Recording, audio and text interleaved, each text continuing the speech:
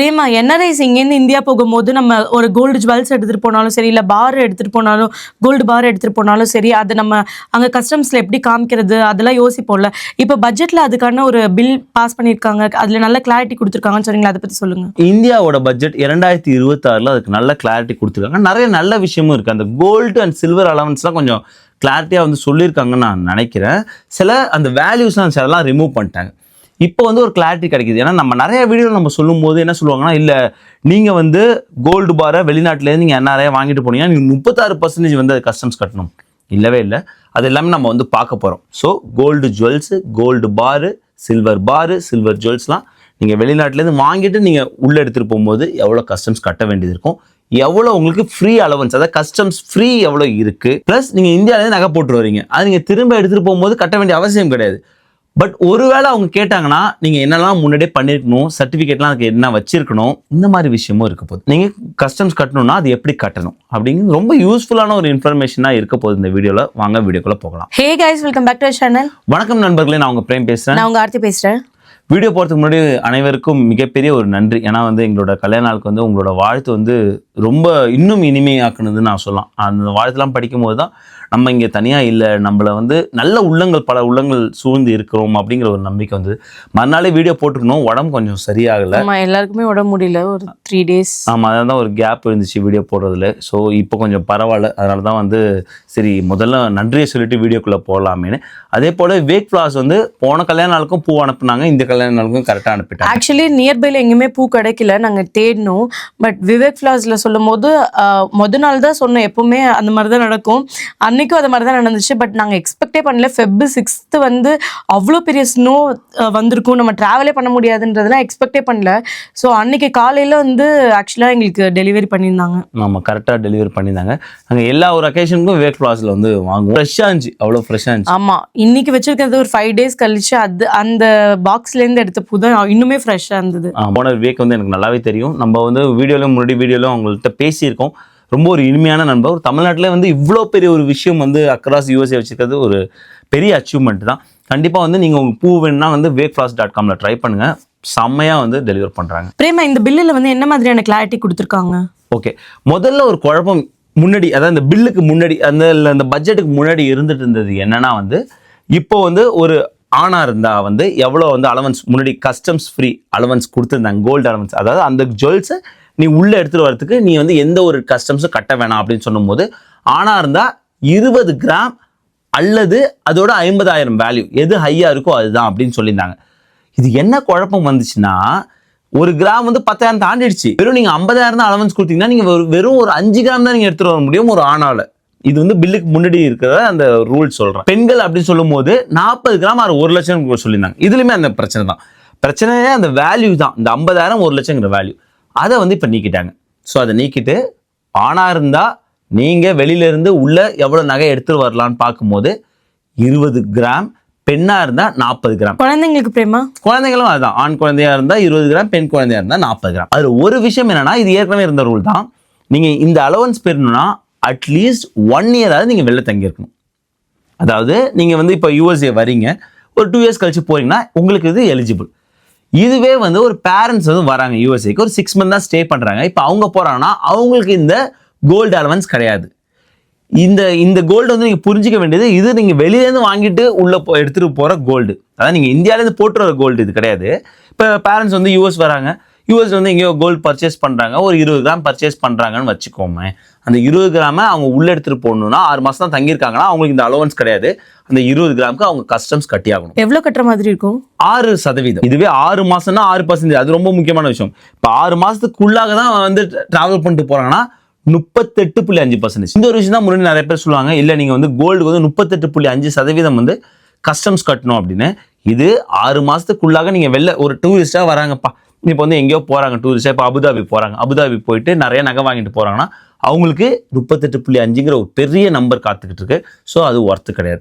இதுவே 6 மாதம் தங்கிட்டு போகிறாங்கன்னா 6% தான் கண்டிப்பாக ஒர்த்தாக இருக்கும். ஸோ இது வந்து தெரிஞ்சுக்கணும். இந்த கோல்டு அலவன்ஸ் கதைக்கு வருவோம். USA எடுத்துப்போம், USA வராங்க, ஒரு 2 years கழிச்சு போகிறாங்க, அப்போ நகை எடுத்துகிட்டு போகிறாங்கன்னா இப்போ வந்து ஒரு 50 கிராம் எடுத்துகிட்டு போகிறாங்கன்னு வச்சுக்கோங்க. எங்களுக்கும் போது 40 கிராம் வரைக்கும் அலவன்ஸ் கிடையாது. இப்போ 50 கிராம் போது 10 கிராமுக்கு அவங்க வந்து 6% வந்து கஸ்டம்ஸ் கட்டணும்.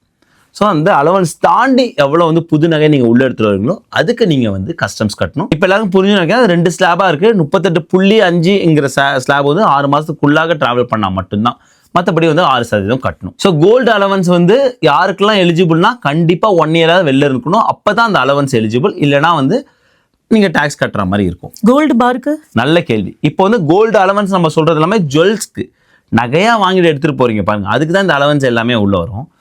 கோல்டு பாருக்கு வந்து உங்களுக்கு அலவன்ஸே கிடையாது. 6% நீங்கள் கட்டியாகணும்.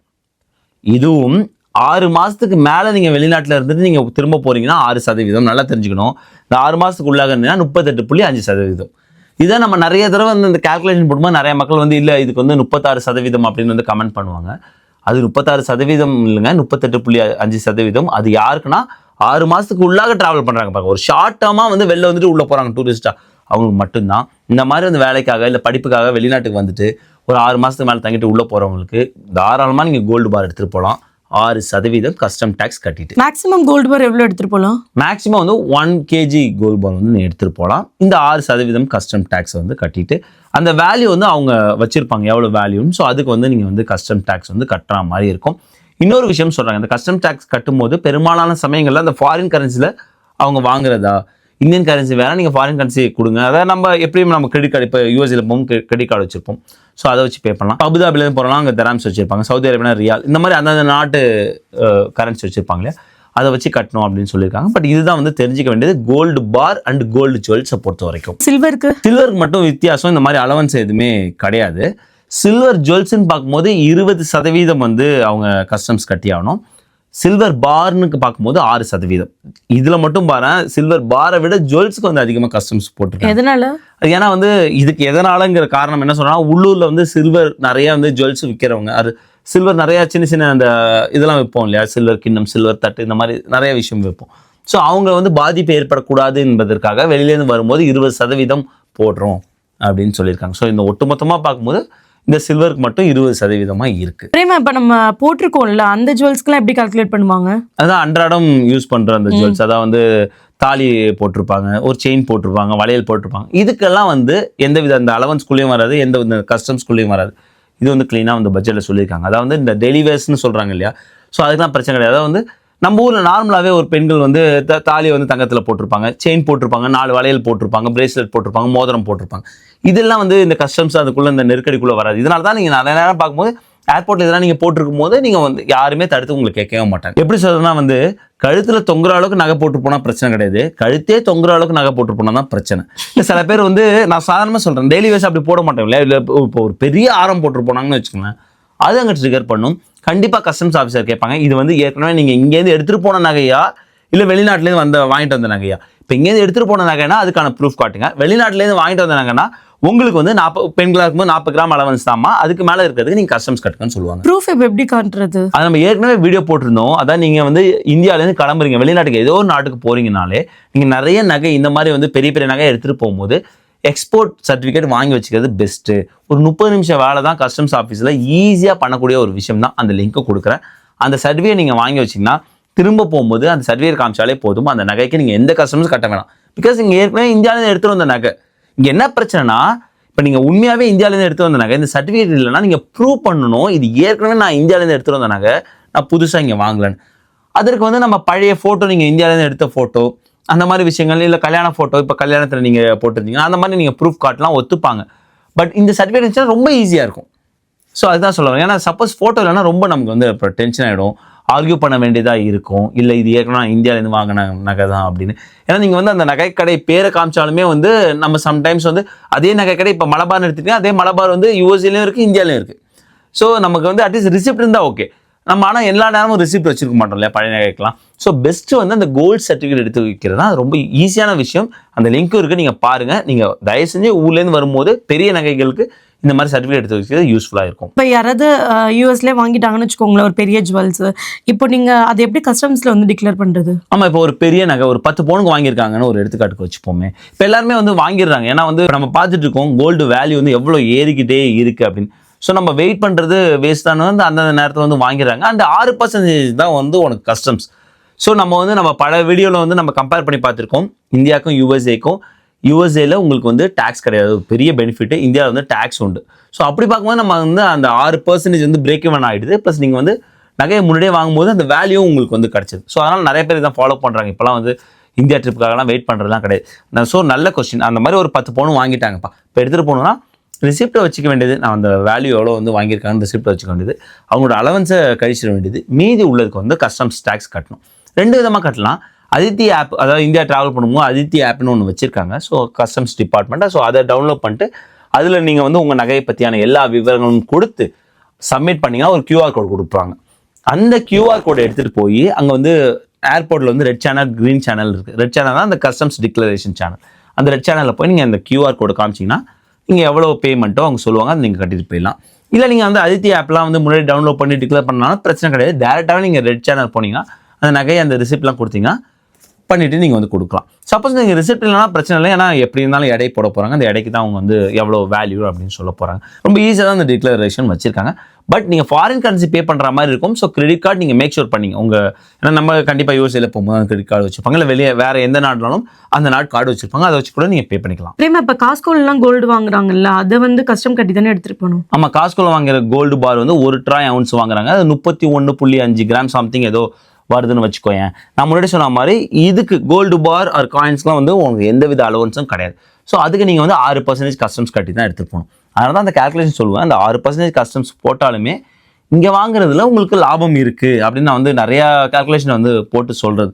ஸோ இது நாங்கள் கேல்குலேஷன் போட்டு நிறைய பேர் இது யூஸ் பண்ணி பலன் அடைஞ்சிருக்காங்க. அதனால தான் நான் திரும்ப வந்து சொல்கிறேன். சப்போஸ் உங்களுக்கு வந்து கோல்டு இன்வெஸ்ட் பண்ணணும் அப்படின்னு ஒரு பிளான் இருக்கும்போது, ஸோ நீ கேட்ட மாதிரி 6% நீங்கள் ஈஸியாக டிக்ளேர் பண்ணிட்டு கட்டிட்டு போயிட்டே இருக்கலாம். ஒரு பிரச்சனையும் கிடையாது. இப்போ இன்னொரு கேள்வியும் இயல்பாக எழும். நிறைய இந்தியர்கள் பார்த்தீங்கன்னா வெளிநாட்டில் போய் அந்த நாட்டோட சிட்டிசன்ஷிப் வாங்கிடுறாங்க. அப்போ இந்தியாவில் வரும்போது OCI கார்டு வச்சுருக்காங்க. அப்படி OCI கார்டு வச்சுட்டு வரும்போது அவங்களுக்கு எந்த மாதிரியான gold allowances and gold customs கட்டணும் அப்படின்னு நீங்கள் பார்க்கும்போது இப்போ பேசின எல்லாமே அவங்களுக்கும் அப்ளிகபிள் ஆகும். இது ஒரு நல்ல செய்தியாகவும் இருக்குது. ஏன்னா அவங்களுக்கும் கோல்டு அலவன்சஸ் இருக்குது. அது வந்து லேட்டஸ்ட் பட்ஜெட்டுக்கு அப்புறம் ஒரு நல்ல கிளாரிட்டியும் கிடச்சிது. அதுவுமே ஒரு நல்ல விஷயமா தான் பார்க்கப்படுது. ஐ ஹோப் உங்களுக்கு இந்த வீடியோ யூஸ்ஃபுல்லாக இருந்துருக்குன்னு நினைக்கிறேன். மறக்காம நம்மளோட சேனல் லைக் பண்ணுங்கள், ஷேர் பண்ணுங்கள், சப்ஸ்கிரைப் பண்ணுங்கள். மறக்காமல் அந்த பெல் ஐக்கானையும் தட்டி விட்டு போங்க. தேங்க்ஸ் ஃபார் வாட்சிங் திஸ் வீடியோ ஃப்ரெண்ட்ஸ். நன்றி.